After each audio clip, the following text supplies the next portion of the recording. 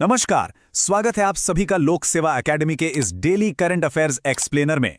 आज 13 मई 2026 है और इस मॉडर्न डिजिटल न्यूज रूम से हम कवर करने वाले हैं आज की सभी बड़ी और एग्जाम ओरिएंटेड खबरें। चाहे बीपीएससी हो, यूपीएससी या एसएससी, आज का सेशन लिटरली एक गेम चेंजर होने वाला है। तो पूरी ऊर्जा के साथ बिना किसी देरी के चलिए शुरू करते हैं। फटाफट आज के हेडलाइंस पर नजर डालते हैं। पहले बात करेंगे रिन्यूएबल एनर्जी में भारत के नए ग्लोबल माइलस्टोन की, फिर चलेंगे बिहार जहां नया मंत्रिमंडल और ई बसेस चर्चा में है। इसके बाद नीट यूजी 2026 के कैंसिलेशन का पूरा विवाद समझेंगे, आरबीआई की फेक करेंसी वाली चिंताजनक रिपोर्ट देखेंगे और आखिर में नेशनल टेक डे और जन सुरक्षा योजनाओं के अपडेट्स लेंगे। तो आइए सबसे पहले बढ़ते हैं हमारी पहली और बेहद सकारात्मक खबर की तरफ, रिन्यूएबल एनर्जी माइलस्टोन, जहां इंडिया अब ग्लोबली 3rd रैंक पर आ गया है। अब जरा इस मैसिव नंबर पर गौर कीजिए, 283.46 गीगावाट। ये कोई छोटा मोटा आंकड़ा नहीं है दोस्तों। मार्च 2026 के एंड तक भारत ने अपनी total non fossil fuel installed capacity में इस जादुई आंकड़े को छू लिया है। और सबसे बढ़िया बात यह है कि पिछले एक साल में देश ने अब तक की सबसे तेज वार्षिक वृद्धि दर्ज की है। क्लीन एनर्जी की दुनिया में भारत सच में अपना दबदबा बना रहा है। अगर हम क्लीन एनर्जी के इस पाए को अलग अलग हिस्सों में बांटकर देखें तो सोलर एनर्जी का डोमिनेंस बिल्कुल साफ दिखाई देता है। लगभग 150.26 गीगावाट के साथ सोलर पावर लिटरली इस क्रांति का नेतृत्व कर रहा है। उसके ठीक बाद आती है विंड एनर्जी, करीब 56 गीगावाट पर, फिर न्यूक्लियर एनर्जी लगभग 8.78 गीगावाट और बाकी हिस्सा अन्य नॉन फॉसिल स्रोतों का है। यानी सूरज की रोशनी हमारी सबसे बड़ी ताकत बन चुकी है। अब यहां पर ध्यान दीजिएगा क्योंकि एग्जाम्स के पॉइंट ऑफ व्यू से एक टारगेट आपको बिल्कुल रट लेना है। भारत सरकार का नेशनल सोलार मिशन के तहत एक बहुत ही एम्बिशियस लक्ष्य है, साल 2030 तक 500 गीगावाट्स नॉन फॉसिल कैपेसिटी हासिल करना। यह 500 गीगावाट्स का फिगर सीधे एग्जाम्स में आने वाला सवाल है, तो इसे अपने नोट्स में परमानेंट मार्क कर लीजिए। चलिए अब नेशनल न्यूज से स्टेट लेवल पर आते हैं और बात करते हैं बिहार कैबिनेट और वहां के नए ग्रीन इनिशिएटिव्स की। बिहार में मुख्यमंत्री सम्राट चौधरी के नेतृत्व में नए मंत्रिमंडल का विस्तार हुआ है, जहां 32 मंत्रियों ने शपथ ली है। डिपार्टमेंट्स का बंटवारा काफी स्ट्रेटेजिकली किया गया है। उदाहरण के तौर पर निशांत कुमार को स्वास्थ्य विभाग जैसी बड़ी जिम्मेदारी मिली है, जबकि मिथिलेश तिवारी नए शिक्षा मंत्री बनाए गए हैं। इसके साथ ही श्रेयाशी सिंह उद्योग और खेल विभाग संभालेंगी और विजय सिन्हा को कृषि मंत्री बनाया गया है। लेकिन बिहार में सिर्फ राजनीति ही नहीं बल्कि पब्लिक ट्रांसपोर्ट का चेहरा भी बदल रहा है। राज्य सरकार वहां 200 नई इलेक्ट्रिक बसेस उतारने जा रही है। सोचिए, पटना जैसे बड़े शहरों में जहां प्रदूषण एक गंभीर समस्या रही है, वहां ये ई बसेस कितना बड़ा गेम चेंजर साबित होंगी। ये सस्टेनेबल और इको फ्रेंडली फ्यूचर की तरफ एक बहुत ही बोल्ड कदम है। और हाँ, जब भी ऐसी पॉलिटिकल न्यूज आती है तब इंडियन पॉलिटी का सिलेबस एक्टिव हो जाना चाहिए। स्टेट काउंसिल ऑफ मिनिस्टर्स के गठन और विस्तार की जब भी बात हो, संविधान के अनुच्छेद 163 और 164 सबसे ज्यादा प्रासंगिक हो जाते हैं। तो इस सेशन के बाद इन दोनों आर्टिकल्स को जरूर रिवाइज कर लीजिएगा। अब बढ़ते हैं आज की सबसे गंभीर खबर की तरफ, नीट यूजी 2026 का कैंसिलेशन और एनटीए की इंटेग्रिटी पर उठे सवाल। लाखों छात्रों की सालों की मेहनत से जुड़ा यह मामला बड़ी तेजी से बिगड़ा। आइए टाइमलाइन समझते हैं। 3 मई 2026 को परीक्षा आयोजित हुई, लेकिन मई के शुरुआती हफ्तों में ही पेपर लीक के आरोप आग की तरह फैलने लगे। मामला इतना संगीन हो गया कि 12 मई को पूरा एग्जाम ही रद्द करना पड़ा।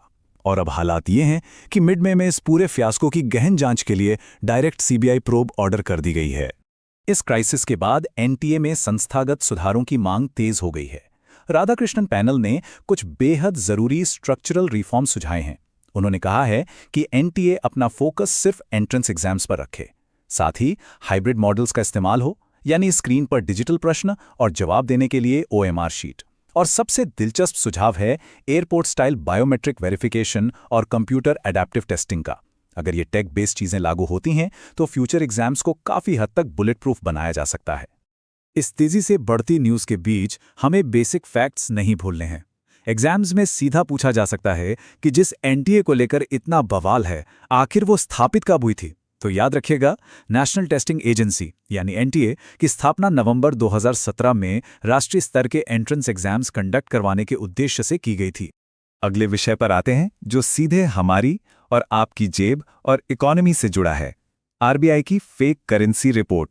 रिजर्व बैंक ऑफ इंडिया की हालिया एनुअल रिपोर्ट ने बैंकिंग सिस्टम की एक बहुत बड़ी परेशानी को उजागर किया है। पकड़े गए 500 रुपए के नोट्स में अचानक से 37.3% का एक भारी उछाल आया है। जरा आंकड़ों को देखिए। फाइनेंशियल ईयर 2023-24 में जहां 85,711 नकली नोट्स पकड़े गए थे, वहीं 2024-25 में ये संख्या बढ़कर 1,18,000 तक पहुंच गई है। पिछले 6 सालों में इतना बड़ा स्पाइक पहले कभी नहीं देखा गया।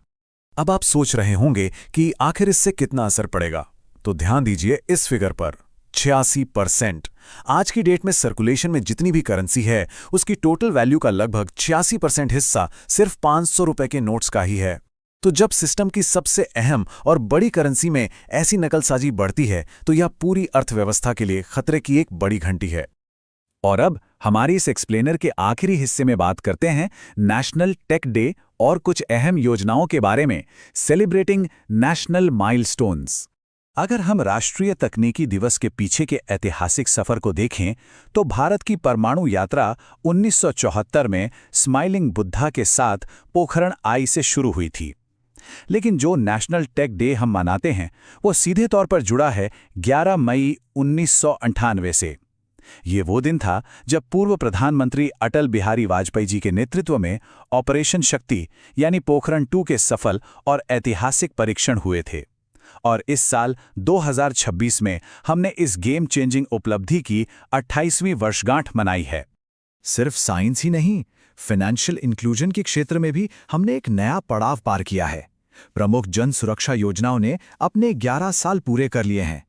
इन दोनों स्कीम्स में बेसिक फर्क याद रखना बहुत जरूरी है, क्योंकि ये ऑब्जेक्टिव क्वेश्चंस में अक्सर पूछा जाता है। एक है पीएमजेजेबीवाई यानी प्रधानमंत्री जीवन ज्योति बीमा योजना, जो कि एक लाइफ इंश्योरेंस यानी जीवन बीमा योजना है, और दूसरी है पीएमएसबीवाई यानी प्रधानमंत्री सुरक्षा बीमा योजना, जो मूल रूप से एक एक्सीडेंट इंश्योरेंस यानी दुर्घटना बीमा योजना है। बिल्कुल क्लियर रखना इसे। तो आज की इन सारी खबरों और तथ्यों को एनालाइज करने के बाद एक बड़ा और विचारणीय सवाल हम सबके सामने आता है। एक तरफ हमारा देश एनर्जी और टेक्नोलॉजी में नए रिकॉर्ड्स बना रहा है, आसमान छू रहा है, लेकिन वहीं दूसरी तरफ एनटीए जैसे कोर इंस्टीट्यूशंस और हमारी करेंसी की सेफ्टी पर निशान लग रहे हैं। ऐसे में भारत अपनी इस तेज विकास यात्रा और मजबूत इंस्टीट्यूशनल इंटेग्रिटी के बीच आखिर एक सटीक संतुलन कैसे बना सकता है, इस बारे में जरूर सोचिएगा। आज के इस एक्सप्लेनर में बस इतना ही। फिर मिलेंगे कल कुछ नई और महत्वपूर्ण जानकारियों के साथ।